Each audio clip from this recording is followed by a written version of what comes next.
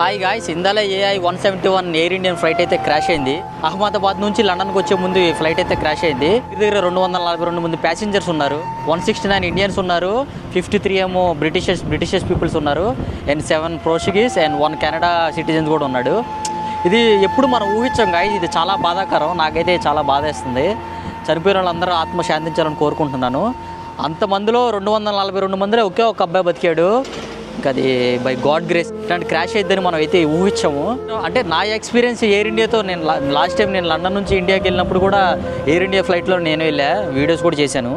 కానీ నాకు కూడా నేను చాలా అన్హ్యాపీగా ఉన్నాను. ఎందుకంటే ఆ ఫ్లైట్ అది ప్రొవైడ్ చేసే సర్వీస్ కానీ, అది ఆ ఫ్లైట్ బయట నుంచి వచ్చే నాయిస్ కానీ, లోపల నేను ఉన్నప్పుడైతే వాటర్ కారటం, సిస్టమ్స్ అన్నీ పనిచేయకుండా, అది ఎయిర్ ఇండియా అయితే నాకైతే చాలా అన్హ్యాపీ ఎయిర్ ఇండియాతో.